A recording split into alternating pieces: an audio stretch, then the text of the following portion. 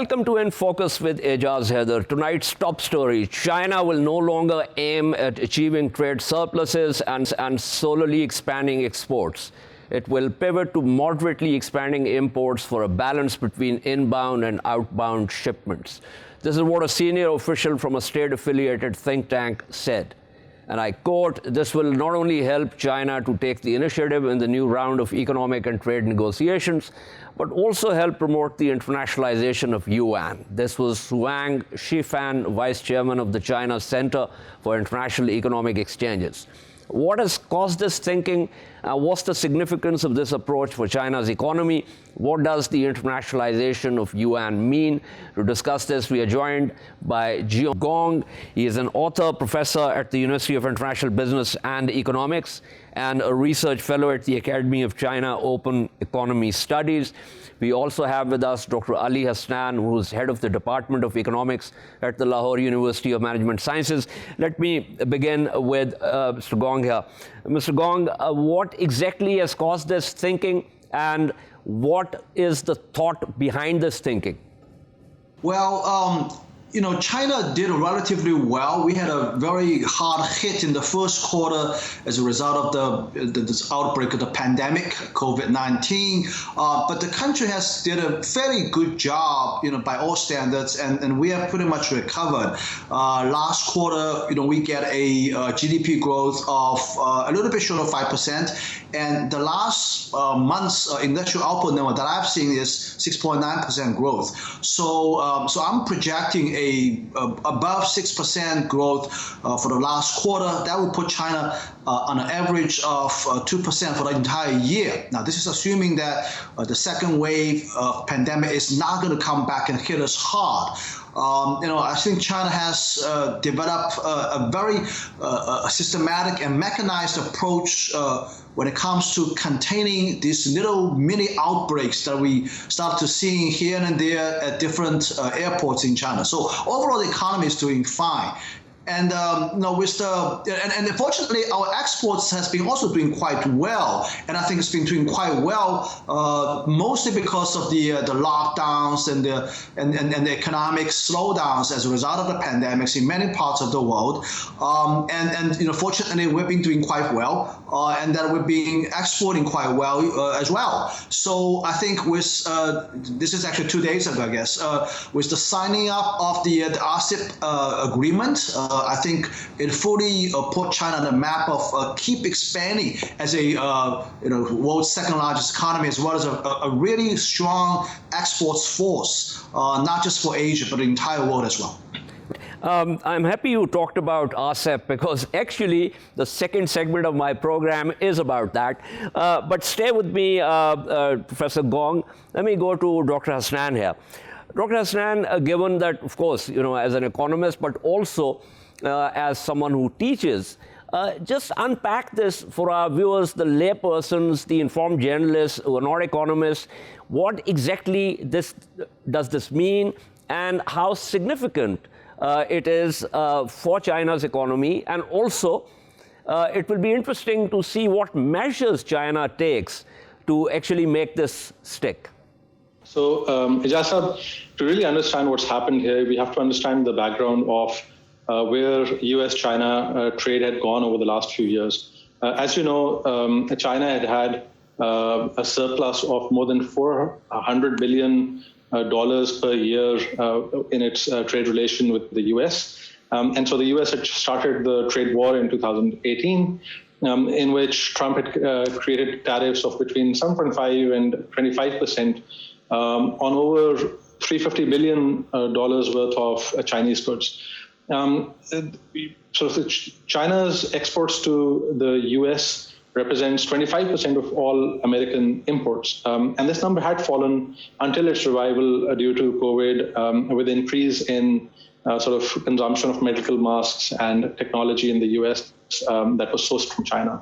But this sort of delinking that the US is trying now has been significant for China, which has preferred the status quo, because between 1978, when the Chinese economy was opened up, and today, the Chinese economy as a fraction of the US economy has gone from 6% to about 2/3 the size of the US economy in pure dollar terms, and is actually larger now in purchasing power parity. In other words, the number of goods and services that you can buy within China is now larger than what you can buy within the US. And so this is both why China wanted to preserve that system and why the US had wanted to move away.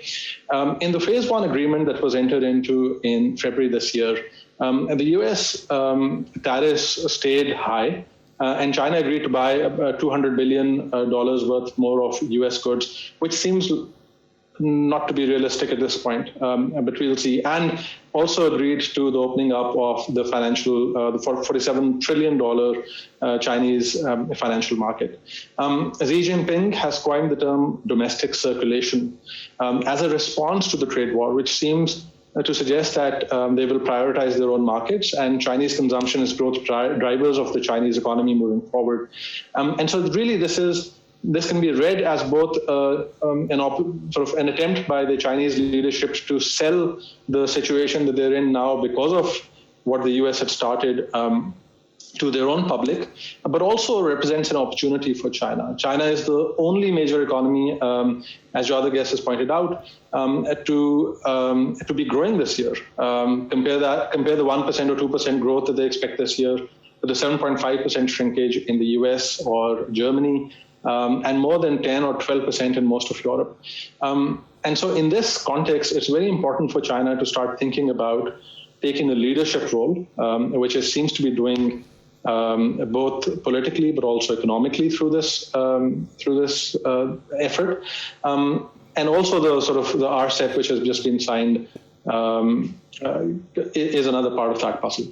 Right. I want to come to RCEP also, although, as I said, I have the second segment, which is exclusively focusing on that.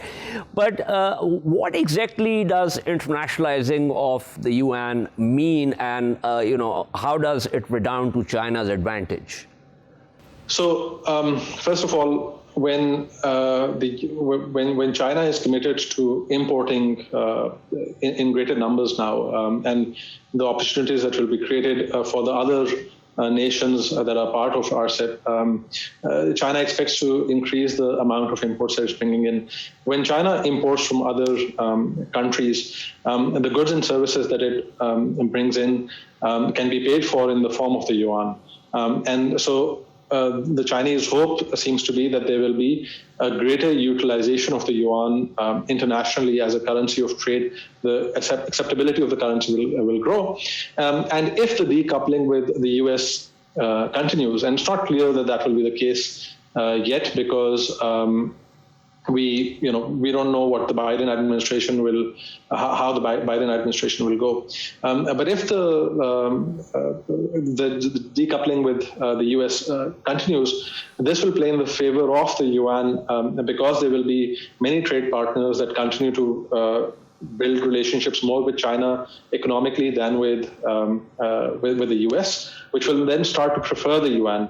And this is an incredible tool that historically has only been at the disposal of the US, where if your trade is done in your own currency, that gives them tremendous control and leverage over the international trade system. Stay with me, Dr. Hasnain. Let me go back to Professor Gong here. Professor Gong, so if ultimately the issue is to internationalize the yuan, is that going to strengthen the yuan or weaken it? And secondly, how will that square with billions of dollars of US dollars that China has? How is China going to play that? RMB, yuan is continually getting internationalized, but the government's position is that we need to do this in a phased approach, gradually over time. We're starting to see major developments. For example, trade with some countries, with Russia in specific, are starting to be settled with RMB, with yuan. Some other countries are starting to use yuan has a foreign exchange reserve. We're gradually starting to cultivate and develop a yuan overseas market, starting with in Hong Kong. So these developments are taking place. But the big question is when will RMB be 100% internationally convertible? And I think my guess is that it's going to still take some time. The issue is not so much about the trade balance, the balance of payment. China, it's a fact that maintains a fairly comfortable trade surplus every year. Right now, the foreign exchange reserve, I think, is north of $2 trillion. It's a lot of money. But the thing is that usually the exchange rate is not only determined by the current account, but also very much driven by capital movement, by the capital account. And in that regard, I think there's still fairly tight capital movement control here in China. We don't want to see the kind of big swings, for example, that I've been seeing in the Asian financial crisis, in the 2008 financial crisis. So I think the government, as well as central bank, takes a very cautious approach. We want to do this one at a time. It's not just about internationalized yuan. You have to do this in a whole package. For example, we are opening up the financial market, and if opening up the financial market is a big theme this year, we're starting to see more and more foreign capital moving to China's equity market and bond market. We're starting to see foreign banks expanding their business here in China, getting into the wealth management business here, targeting consumers here in China. So all these things have to be taking place at the same time. It's kind of difficult to do a sort of a very free RMB alone without other things developed in package. So I think that's a big challenge. And I honestly I don't see the fully convertibility of yuan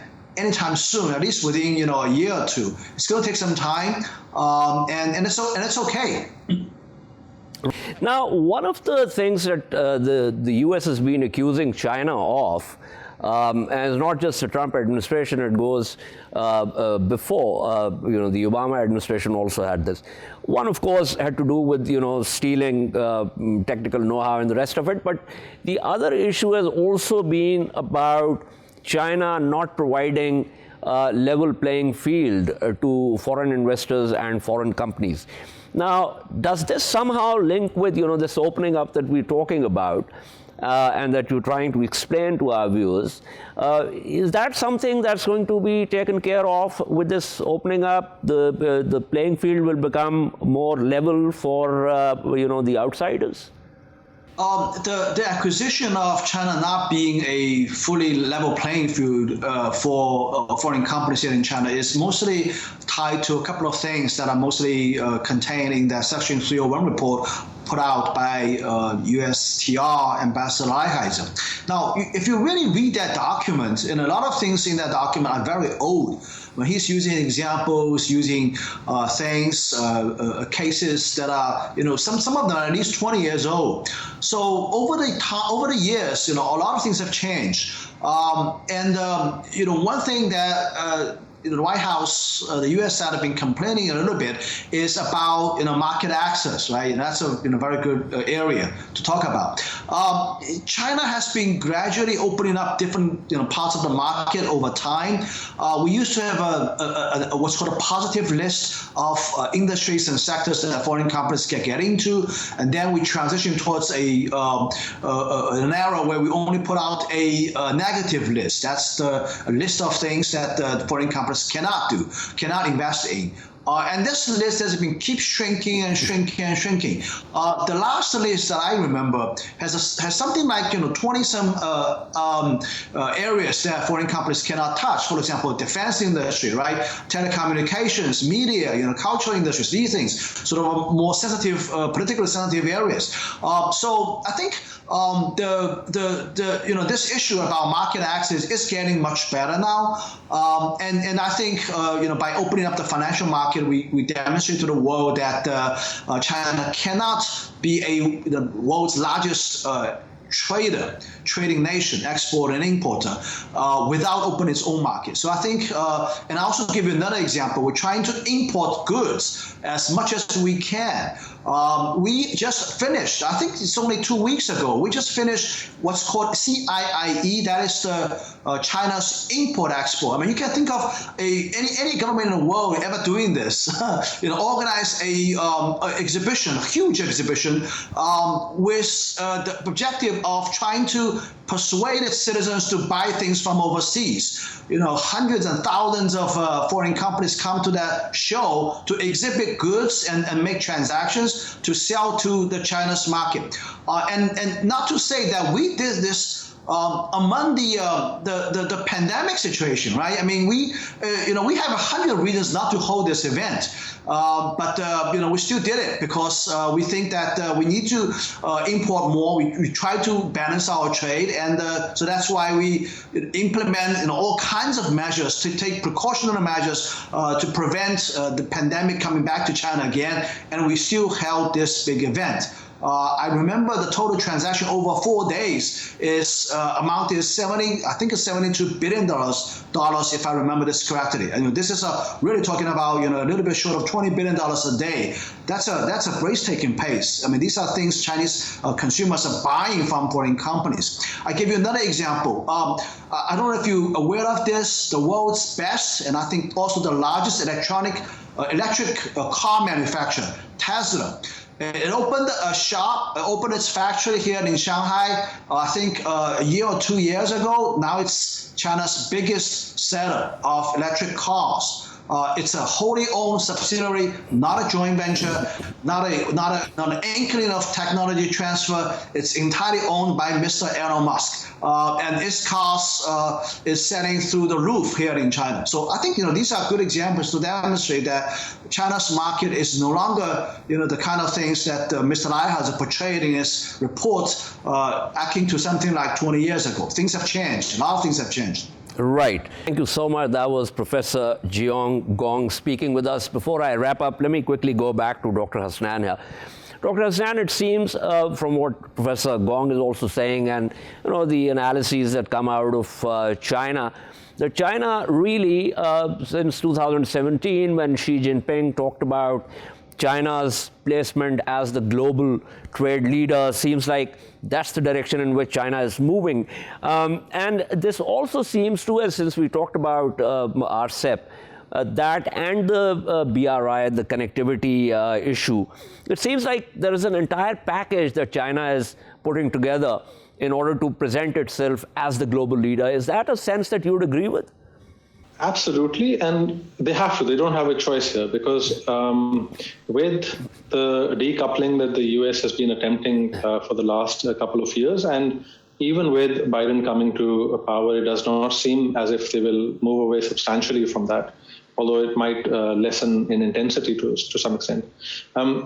If we are in a position of these two major economic powers trying to delink themselves, and then this has implications for trade around the world. We have already seen, for example, that the US put pressure on the British government to dissuade them from accepting Huawei as a vendor. And so we're already seeing the sort of fallout to their closest ally, but also to other countries around the world. And so what each of these superpowers now has to do, and the US has many strengths right now that make it in many ways the preferred partner. They have a history, especially they have a cultural affiliation with Europe. But China is the big power of the future. The GDP per capita is nowhere near the US still. And so they only have room to grow further as they continue to grow. They have much more headroom to grow than the US does. And so these countries will have to make a choice. And it is for each of China and the US to provide a vision to countries that they're ultimately asking to choose effectively a side on. Now, China is trying to hedge its bets because it does prefer the multilateralism that is currently in place. And so if it's, and the RCEP was a very good example of it trying to continue to be a world player. Its response to COVID has been much more international in its orientation than that of the Trump administration. And so China, it seems to me, is trying to wait and see, but is already creating these pathways to creating its own economic realm, if you will, provided that it has to continue linking from the U.S. In the future. Now, it's very important to consider the details here. China has a historically poor record of preserving intellectual property in, for example, even the car industry. As Mr. Gong was saying, there has been this transfer of tech that has been challenged by international companies, but been thrown out from Chinese courts. But remember that free trade isn't really it's more of a myth in the sense that no major economy in the world allows for the free flow of labor. So the Trump administration has just pulled H-1B visas for many workers that had been that had come in. And Trump had a statement about Huawei, which I found very interesting, where he said, we cannot allow any other country to take leadership in technologies, in these sort of strategic technologies. And so really it's for both countries to create a vision and to sell that vision to the rest of the world. And China seems to be in the lead here, at least currently. Absolutely. So much. That was Dr. Ali Hasnan speaking with us. We shall take a short break and return to discuss the signing by the Asia-Pacific nations of the biggest free trade agreement. Stay with us.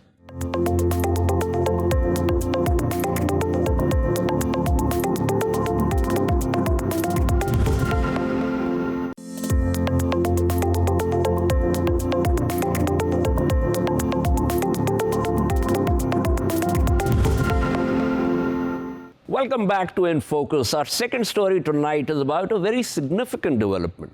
Last Sunday, Asia-Pacific nations signed the biggest free trade agreement at a virtual summit in Hanoi, Vietnam. The Regional Comprehensive Economic Partnership, RCEP, covers 2.2 billion people and 29% of global economic output. Having been negotiated since 2013, it was signed during an online ceremony on Sunday at the 37th ASEAN Summit in Hanoi.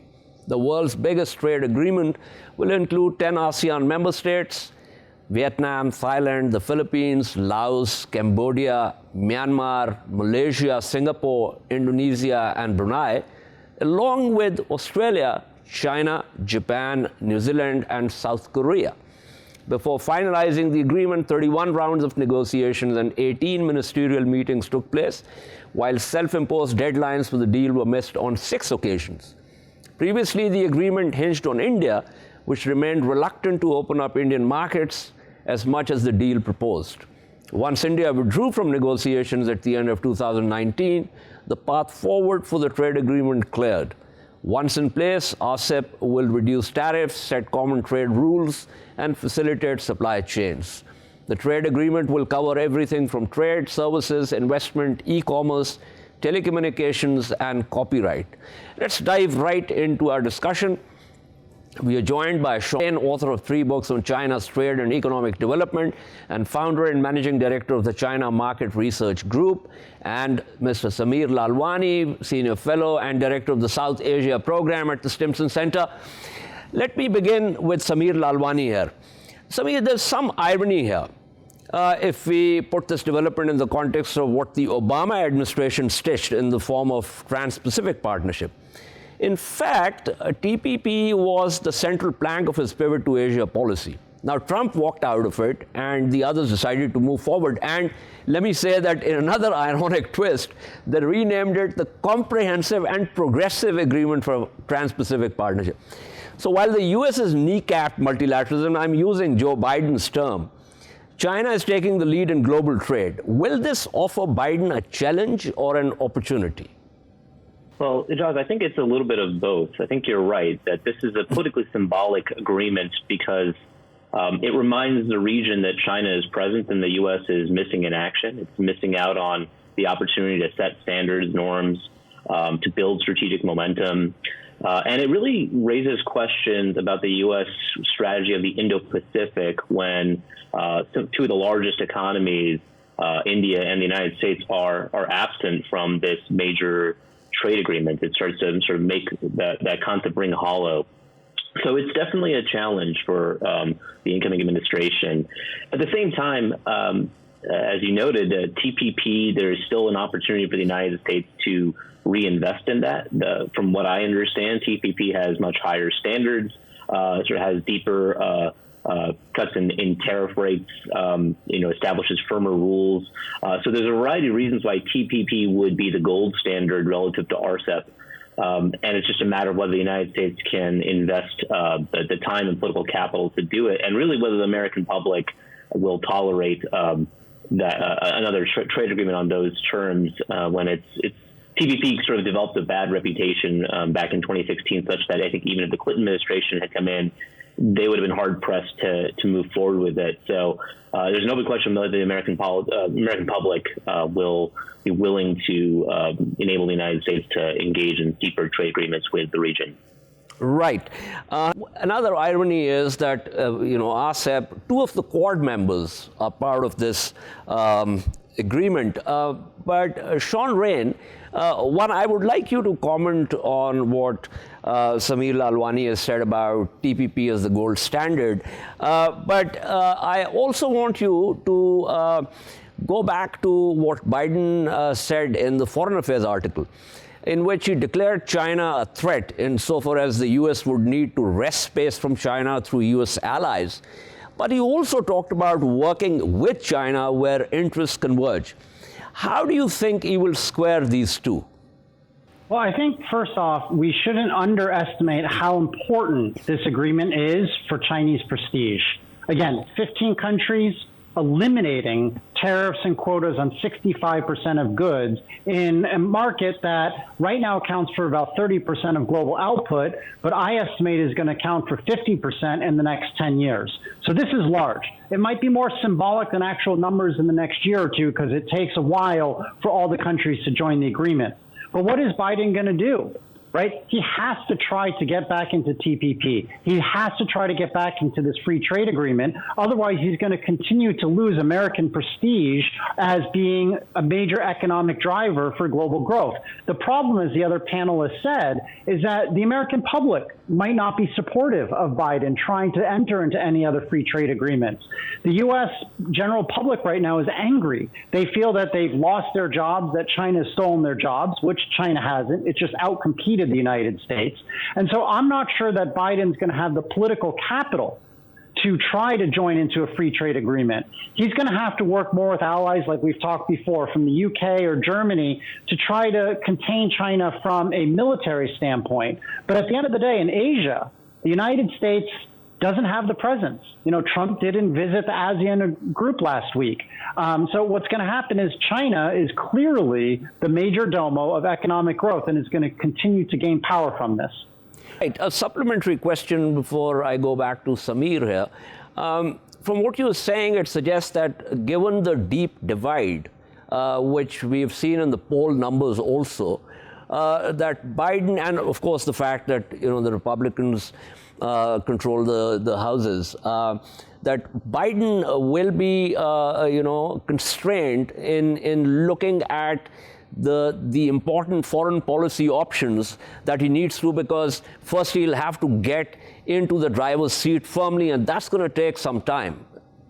Yeah, absolutely. I mean, even if he wants to try to do something to counteract China's growing might, he's going to have to fight with governors about a mask mandate, about how to figure out how to get vaccines out.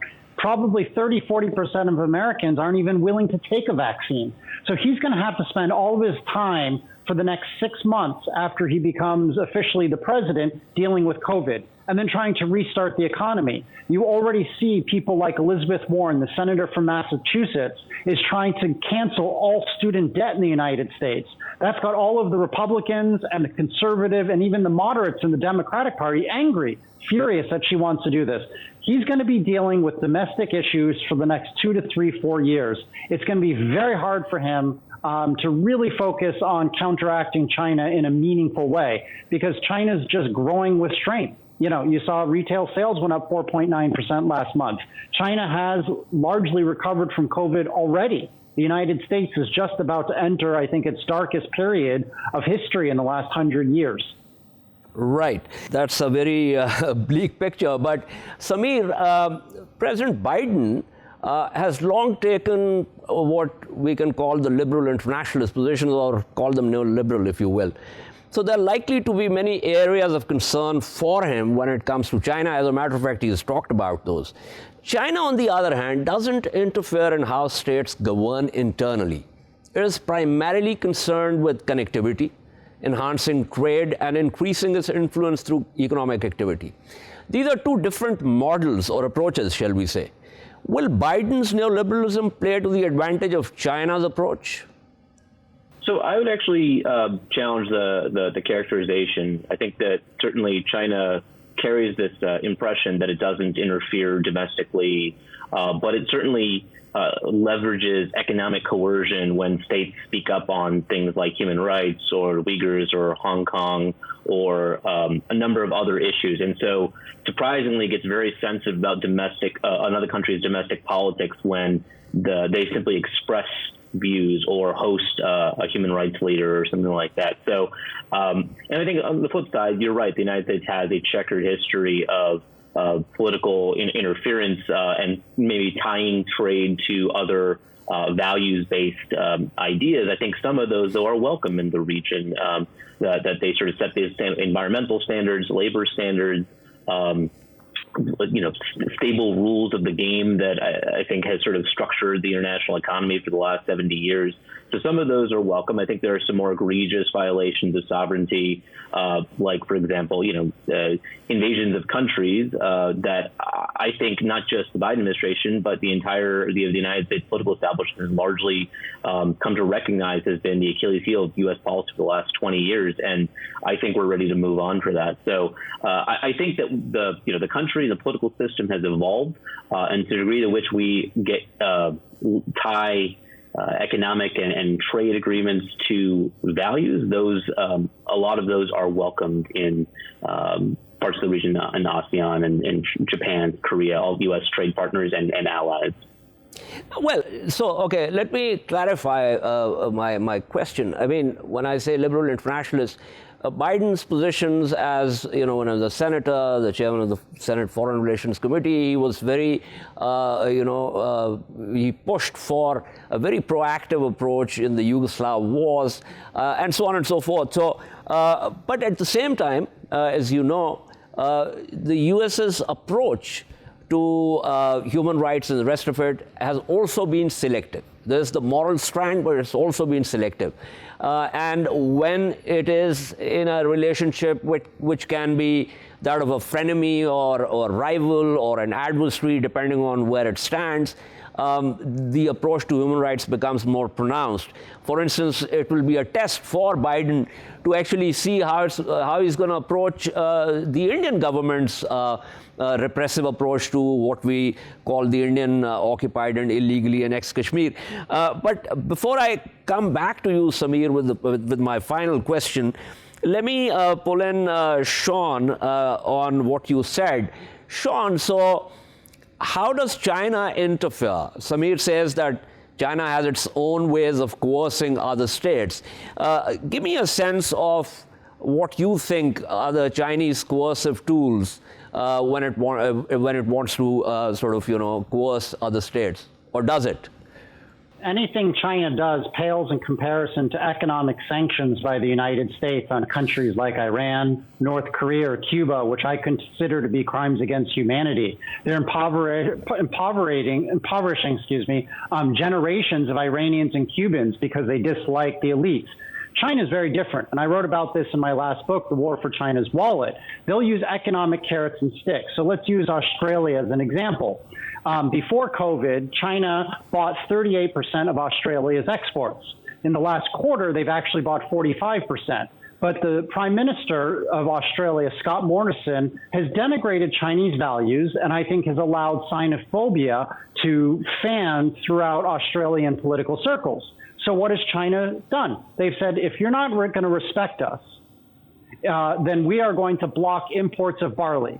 We're going to block imports of Australian wine. we're going to block imports of Australian beef. I don't really consider that economic coercion. Do you? I mean, if I was at a store and the shopkeeper was rude to me, why would I keep shopping from that store? I would go to a different store. So I think it's a sensationalism or misrepresentation of what China does. They want to do trade with countries that are respectful of it. If you're not respectful, they'll just stop doing business with you. It's very different from the United States, where if they're angry at somebody, they'll launch economic sanctions for 50 years on the poor innocent Cubans. I consider what the U.S. to be doing is far more bullying than anything China does. Right. Let me take this back to Samir. Samir, my final question is with reference to what Sean said. It seems that the United States is far more prone to mixing geopolitics with economics than any other country in the world. All right, so let me take on a few of these points. I think I agree with the other speaker, but there are some points of divergence. So first, on Chinese coercion in the region, I mean, I think there's plenty of stories that come out about opposition not only to statements by leadership, but effectively, as he described, non-tariff barriers that are imposed on states when they disagree with China on, I would say, even minor things. But certainly there's evidence now in Australia, which has made a hard turn on China, of Chinese money and political interference in the electoral and political system in Australia. And I think other countries are growing wary of that. I think the European Union is growing incredibly wary of that. The leveraging state capitalism and technology to get ahead in the game and cheating and theft of IP. There's a whole bunch of concerns that I think are galvanizing a lot of states, not just in Europe and ASEAN and the United States, but across the world. On the point about sanctions by the United States, I think I agree that there are a lot of egregious sanctions the United States has imposed for decades that are politically motivated and unhelpful to U.S. grand strategy. I'd say Cuba is among them. But I would point to the Obama and Biden administration that made significant strides to lift those sanctions, to make political agreements that would bring both the United States and those countries on a stable footing, both with Cuba and with Iran, particularly with the JCPOA. And that was returning money back to Iran in order for the country to move forward on non-proliferation standards. I mean, this was not the United States was leading this. Yeah, Samir, but that did not happen. Samir, it did not happen. As a matter of fact, what did happen, and I think you would agree with me, is for Trump administration just walk out of JCPOA. And I've actually had people on my program, U.S. experts, who supported Trump's, walking out of the JCPOA on the basis that, domestically, when an administration changes, we can do whatever we want to do. But that ignores the fact that, it's a terrible blow to the whole concept of multilateralism. I 100% agree with you. I think the United States has been on the mat for 4 years, but I do believe that the new administration coming in is going to return the United States to its previous position of multilateralism. I think we've collectively learned some lessons, not just the Trump administration, but a large part of the U.S. bureaucracy recognizing that just because if the United States sort of has issues with the system, it has to resolve them, work within them, rather than exit the system entirely. And there was a point made earlier that the Biden administration is going to be consumed with the coronavirus for the next year or so. I think that's absolutely true. I mean, this is going to be a challenging period of time for the United States. But I think Joe Biden's the kind of leader that's going to delegate authority on a lot of foreign policy issues to other significant political leaders and statesmen and women in the United States. So you'll see assistant secretaries and secretaries of defense and deputy secretaries taking the lead on a number of these issues, showing up to the East Asia Summit and ASEAN meetings and APEC. And so I think the United States is going to return to its previous position of being a leader in the region and the world and engaging multilaterally. I think that's certainly going to be a U.S. strategy going forward because we can't do everything alone. I think we've come to realize that over the last 2 decades. So we've been chasing, but I think we're ready to lead again. Right. Thank you so much. That was Samir Lalwani speaking with us. Let me go back to Sean. Sean, you remember in Davos in 2017, President Xi Jinping talked about China's leading role in enhancing free trade and multilateral cooperation. But Biden says the U.S., not China, will be the global leader. Now, I seem to think that or perhaps could this become a zero-sum game with both jostling for that role, or are there areas of cooperation?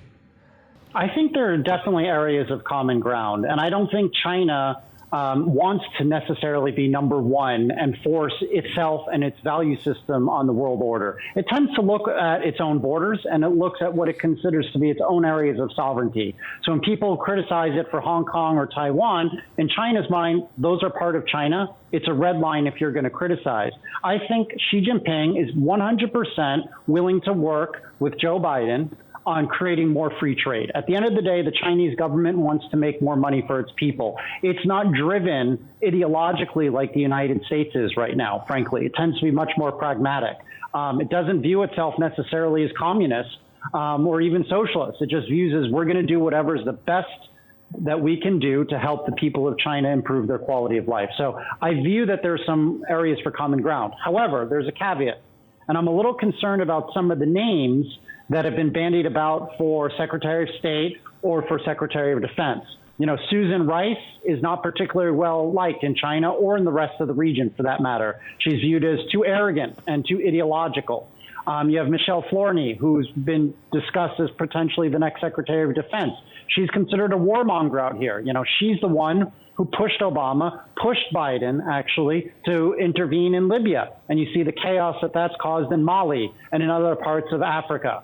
You know, you've seen she admitted that she made a mistake with the surge, the second surge in Afghanistan, because, as she said, she just didn't quite understand the history of Afghanistan, and she wishes that she had a historian advising her. So my concern is, I think Biden's a good guy, frankly, much better than Trump from a moral standpoint, but I'm not convinced of the people that he's talking about to join his cabinet. It seems to be more of the same old warmongers. Right. But Sean, here's another argument. I mean, there are people who look at China favorably, and they say, well, you know, China's rise is inevitable. China has done great for itself. But they also say that what China has been doing in Hong Kong, for instance, is something that's not really rational. They also talk about the Uyghurs, and they say that, you know, you cannot really look the other way.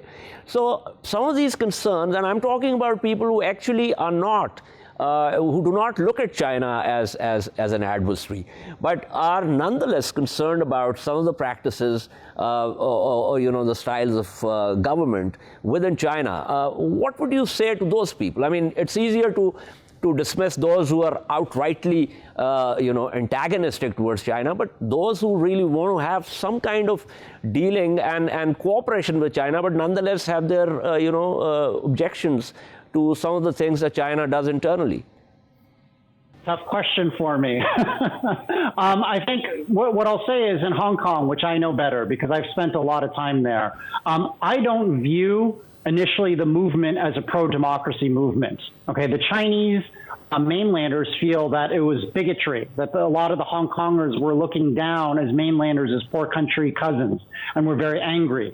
I also view it as a problem where lower and middle income Chinese in Hong Kong were unable to move up social mobility because about 5 families control 70% of the economy. And so they were angry because they couldn't buy homes for their families. They couldn't get good jobs. I think over about a 6-month period, it switched from that type of anger more towards identity politics. And there was truthfully a movement that they wanted to be separate from China. Now, I don't know if that's 30% of the population or 50% of a population. But, you know, when I go out to Hong Kong, most of the people I talk to, and I've talked to lower income all the way to upper income, say that there's concerns, but you had to stop the violence. The violence was, you know, people were scared to walk out on the street. They were bombing and attacking all mainland Chinese-owned restaurants, buildings, stores. And so the government had to implement a national security law. Now, did the government go too far? Potentially. I don't know. That's something that's open for debate. I think that China, as a great power, needs to learn how to accept criticism better. I think that's how I would word it. Absolutely. I think that's the important point. Sean Rain, a pleasure as always. Thank you for your insights. I'm also joined by Uzair Yunus, who's a senior fellow at the Atlantic Council and has expertise in South Asia, economic and political affairs. Uzair, thank you for being on the program. We were discussing the RCEP and how this approach differs from Trump's tariff war and protectionist approach. He got out of TPP, slapped higher tariffs on allies and adversaries alike. He liked to do that. Biden says he wants to renew the U.S. commitment to multilateralism, but also considers China a threat. What are we looking at going forward? Well, thank you for having me, Jas. And look, like the signing of this deal is a reinforcement of the fact that the Asian century is here and it's here to stay. And what you've seen that is very interesting with this deal is that China, South Korea, and Japan, three countries that have had serious issues with each other, have signaled a commitment to continue working together and boost their trade ties and share their interests where possible. The fact that India walked away from this was a loss for India itself. For the United States, I think they have three options. One is to continue with this Trump plus multilateral agenda around the free and open Indo-Pacific. I think that's the most likely option. The other option is for Biden to go into things like the CPTPP, which Trump walked away from. But frankly, I don't think there is enough support either on the Hill or in key political constituencies in the United States to get back into that type of a deal. But that is a possibility. And I think the third is for Biden to continue going down this seriously narrow path of geopolitical competition with China. But frankly, ASEAN countries won't be buyers for that at the outset. So I think the free and open Indo-Pacific agenda with some multilateral agreements with countries like Vietnam and Indonesia may be the best path forward for the Biden administration. Very interesting. Uzair, stay with me. I'm also joined by Rajiv Biswas, who's Asia Pacific Chief Economist at IHS Markit. Biswas, thank you so much for joining us. Give us your sense of the significance of RCEP. And as Uzair was just saying, India was walking out in 2019. I mean, the negotiations, as you know, had been stalled because India wasn't prepared to open its markets as much as the deal, asked for it. That it's India's loss. So give us the significance of RCEP and how is it a loss for India? I think RCEP is very significant for the Asia-Pacific region. We have to bear in mind that the WTO global reform process of trade liberalization hit some roadblocks with the Doha round and has never really got going again.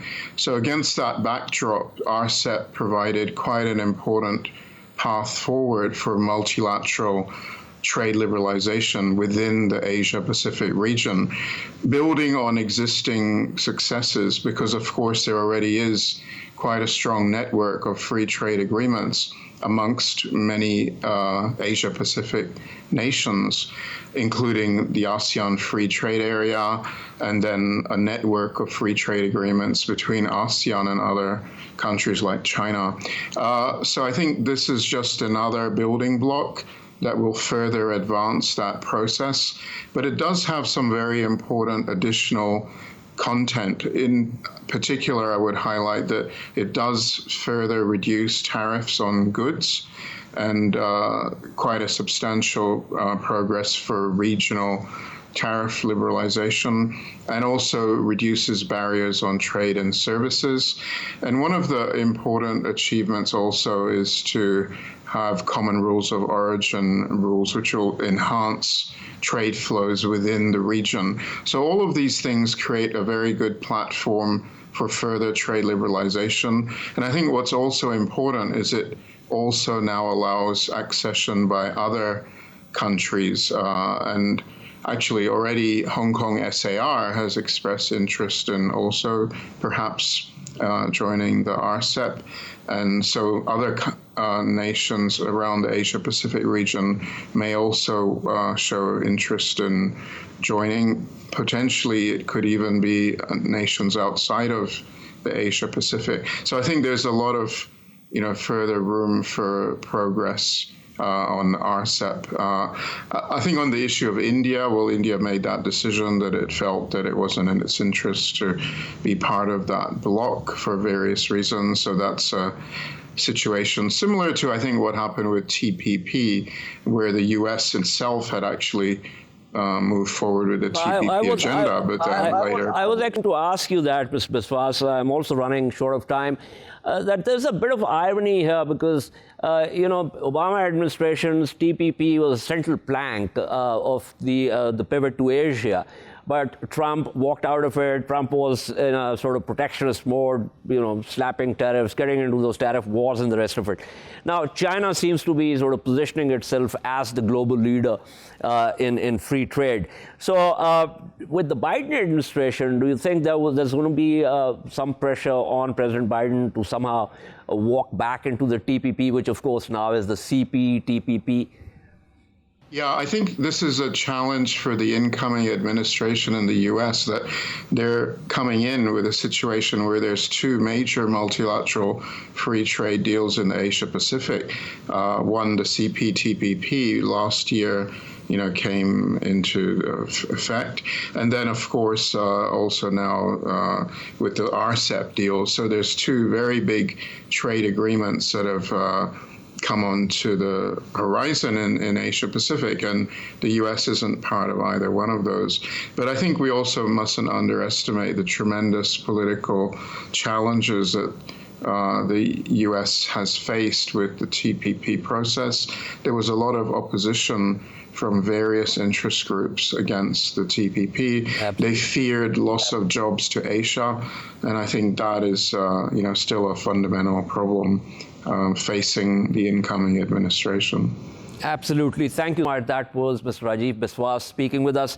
Uzair, we earlier in the segment, we also discussed a report by a Chinese think tank. Now, it's a very interesting report, and it says China now wants to import more and reduce trade surpluses. Now, it seems to me that this RCEP concept kind of converges with that thinking. Would you agree?